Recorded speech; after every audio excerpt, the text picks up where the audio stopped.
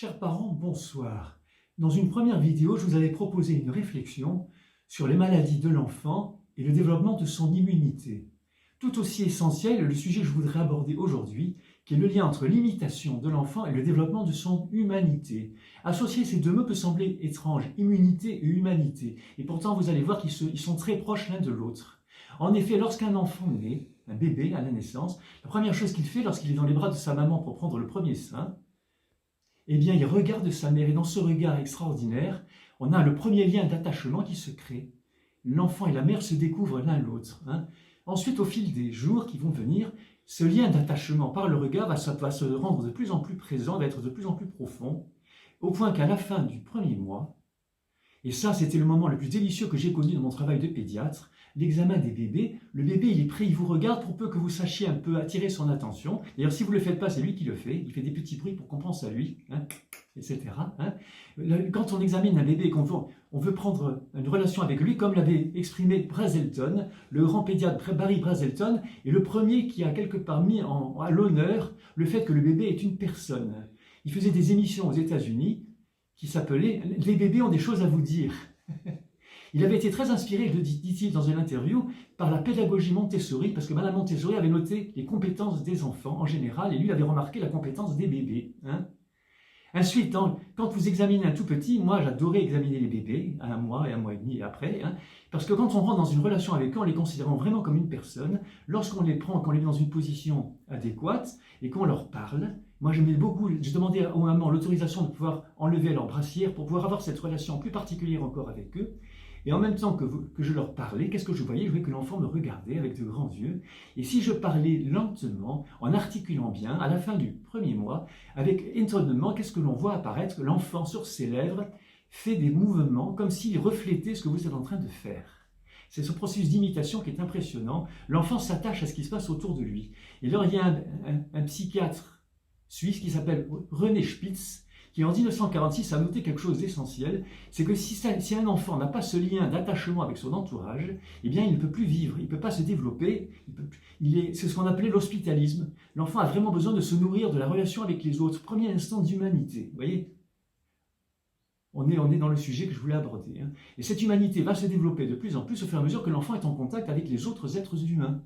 Alors les animaux c'est très bien, mais il n'y a pas ce rapport direct comme on a de regard à regard, Et alors là, je voudrais vous dire quelque chose d'absolument extraordinaire. Quand l'enfant arrive autour du 6e mois, il est capable déjà d'attraper des objets.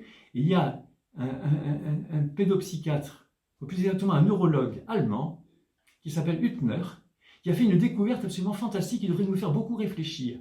Lorsqu'un enfant, on l'assoit en position confortable, et qu'on met devant lui une petite planchette inclinée, et qu'on a 3 bonhommes avec nous, et qu'on prend des petits bonhommes en bois de couleurs différentes, et qu'on commence à faire monter un petit bonhomme sur la planche, et qu'il monte, cloc, cloc, cloc, cloc, on le voit monter. L'enfant suit, il est très intrigué, même si je le fais à la main. Et le petit bonhomme, à un moment donné, on voit qu'il a du mal à monter sa planche, il a tendance à redescendre. Je le fais un peu glisser, toc, toc, toc, il reglisse. Et je fais apparaître un deuxième petit bonhomme qui vient l'aider. Par exemple, un petit bonhomme vert qui va le pousser, quand il redescend, il le retient, il l'aide à monter. Et les enfants sont très intéressés de voir ça, toc, toc, toc, hop, je le repousse, etc. Et quand il arrive en haut, un 3e petit bonhomme apparaît qui repousse celui qui est arrivé en haut. Et un petit bonhomme rouge. Et donc il le repousse. Alors le petit qui est derrière, le petit bonhomme, le l'aide à remonter, à chaque fois il est repoussé. Il y a quelque chose de mystérieux qui est assez incroyable. Lorsque l'enfant attrape les objets, que vous lui mettez les 3 bonhommes de couleurs différentes devant lui, tous les enfants à 100% vont tous choisir l'enfant, le petit bonhomme qui pousse, qui aide, et il va se détourner de celui qui repousse. Ça, c'est quand même assez incroyable. Ça veut dire que naturellement, l'enfant aurait un lien d'aide à autrui. Il aurait une empathie naturelle. C'est quand même assez impressionnant. Par contre, l'observation de Hüttner a été poursuivie, et à partir de 1 an, il a remarqué quelque chose d'extraordinairement intéressant. C'est qu'à partir de 1 an, la plupart des enfants ne sont plus du tout dans cette dynamique d'aider, de prendre le bonhomme qui aide. Ils vont beaucoup plus s'attacher, enfin une certaine proportion au moins d'entre eux, s'attacher au bonhomme qui repousse. Il s'est dit comment se fait-il que tout d'un coup l'enfant passe de cette relation d'aide à une relation de repoussage. Et en fait il s'est dit ça vient de la pédagogie. C'est-à-dire quand on a un enfant qui fait quelque chose qu'il ne veut pas et qu'on le repousse, qu'on lui dit non, et qu'on le repousse, qu'est-ce qui se passe? L'enfant prend l'habitude de se rendre compte que ce qui marche, c'est quelque part le fait de repousser l'autre. Alors que si jamais on avait une attitude pédagogique de dire à l'enfant c'est pas possible et de faire le geste soi-même, de changer. Si on veut pas qu'un enfant attrape quelque chose, je prends l'objet, je le mets plus loin en lui disant c'est pas possible ça. Ça l'enfant peut l'imiter, peut l'entendre. Il pourra dire quand il sera plus grand c'est pas possible quand il veut pas qu'on touche un de ces objets. Au lieu de dire non tu prends pas et de le repousser. Donc c'est un sujet que je trouve extrêmement intéressant. Encore plus loin, un chercheur en neurologie italien, Giacomo Rizzolatti, de l'université de Parme, a fait une découverte absolument phénoménale, mais qui est passée un petit peu inaperçue dans beaucoup de milieux pédagogiques.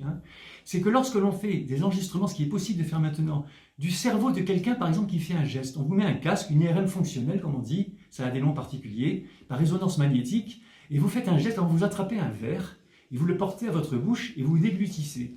Cet appareil, cette espèce de casque, permet d'enregistrer qu'est-ce qui se passe dans votre cerveau.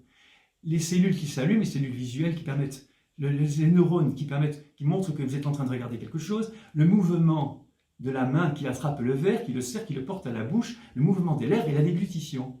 Or, si vous faites ça dans un enfant qui a 1 an, comme on le fait habituellement quand il est à table avec nous, eh bien il a vu que vous avez fait ça plusieurs fois devant lui. Et si maintenant, c'est au petit enfant de 1 an, on fait l'examen, qu'est-ce qu'on note? On note que dans son cerveau, il fait exactement, quand il vous voit prendre un verre, il fait tous les gestes que vous allez faire par anticipation.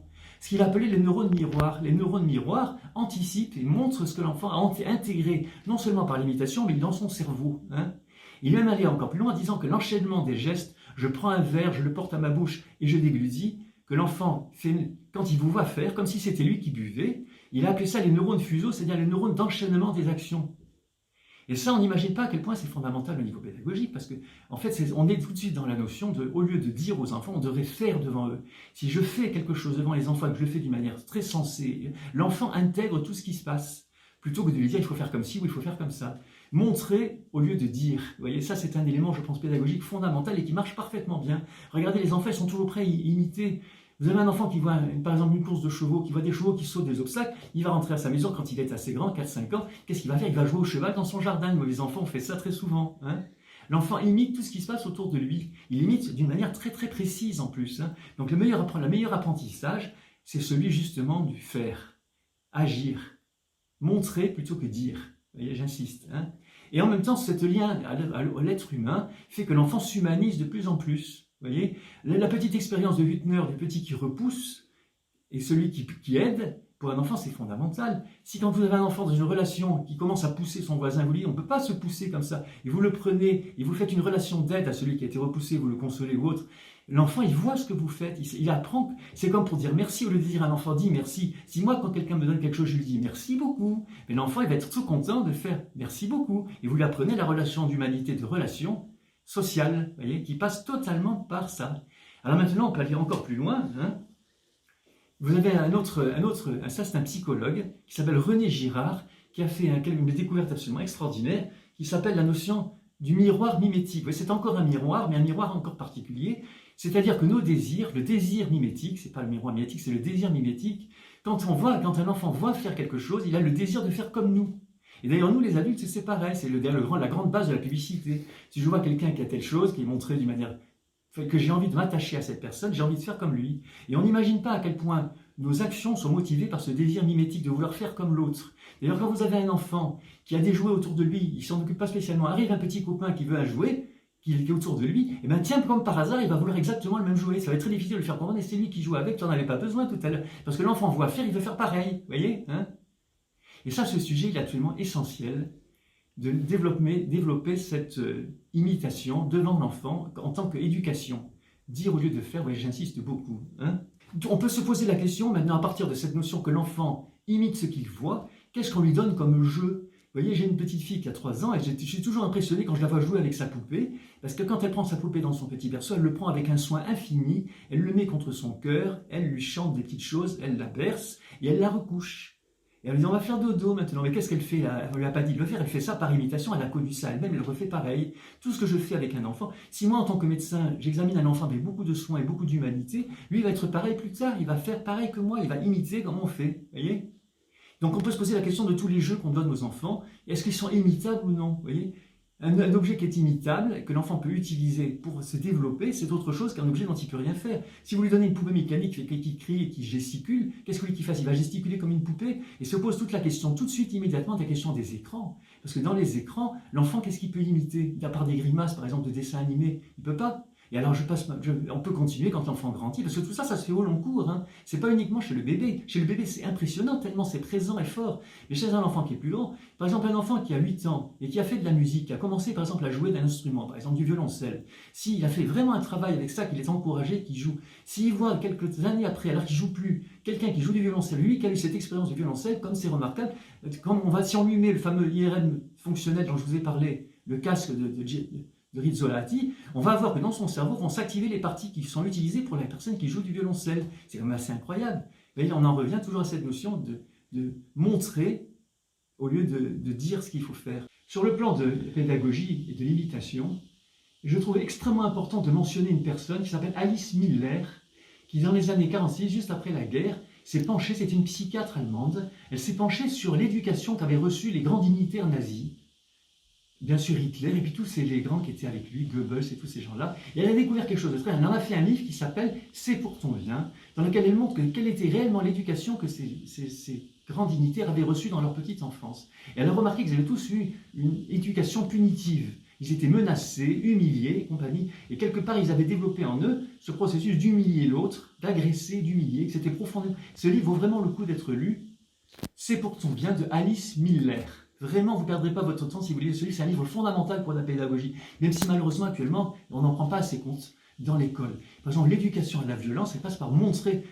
Si on montre de la violence aux enfants, comme il y en a tout le temps dans les films ou dans les jeux vidéo, qu'est-ce que vous voulez qu'ils fassent? Ils ne peuvent pas faire autrement que de devenir violents. Vous voyez? D'ailleurs, les Grecs anciens avaient une règle, dans la tragédie grecque ancienne, il y avait une règle fondamentale, on ne montre pas la violence, on la raconte. Le cœur grec disait, attention, vous voyez, il se passe quelque chose de très grave, il y en a qui ont agressé d'autres personnes, on ne le montrait pas. Il y a eu un meurtre, ça ne va pas du tout, etc.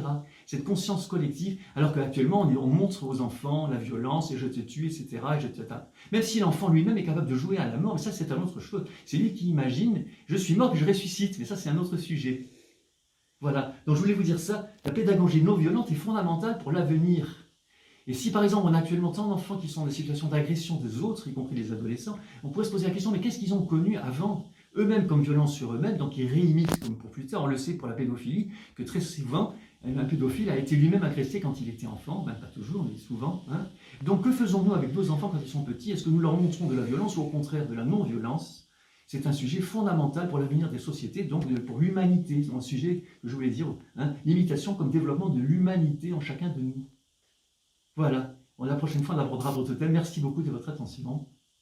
Pour conclure cette petite vidéo limitée dans le temps sur l'imitation et l'humanité, et qu'est-ce qu'on donne à l'enfant à imiter, hein, je voudrais vous parler d'une association qui devrait intéresser toutes les personnes qui s'occupent des enfants, des petits-enfants. C'est l'association ARIP, dont le siège est en Avignon. L'ARIP, c'est l'association pour la recherche sur les interactions en périnatalité, qui fait un congrès chaque année avec des thèmes absolument extraordinaires à l'invite des intervenants du monde entier. Moi, j'ai rencontré dans ce cadre-là le professeur Brazelton. J'ai rencontré des quantités de personnes qui ont profondément nourri ma relation pédagogique avec les enfants et pédiatriques. Donc l'ARIP est une fois par an, en général c'est en automne, il y a un congrès qui mérite vraiment le coup d'être suivi et de regarder sur Internet. ARIP, association ARIP, recherche sur l'interaction en périnatalité. Alors c'est peut-être pas interaction, c'est information périnatalité, mais vous regarderez. Hein. Toujours-il que je conseille vivement cela. Hein. Et c'est comme de lire les livres sur la pédagogie Montessori, parce que Montessori avait cette intuition que l'enfant, quelque part, imite ce qui se passe autour de lui, et qu'il a une compétence énorme qu'on n'utilise pas assez. On veut toujours leur emporter des choses, alors que l'enfant a des tas de choses à nous dire et à nous apprendre, si on sait bien l'observer. Voilà, à suivre, il y aura d'autres vidéos. N'hésitez pas à faire vos remarques, vos critiques, hein, parce que c'est toujours intéressant. Une pensée n'est intéressante, comme disaient les Grecs, que dans la mesure où elle est discutée. Si elle n'est pas discutée, c'est un dogme. Il n'y a pas de dogme ici, c'est une réflexion à partager et à élargir.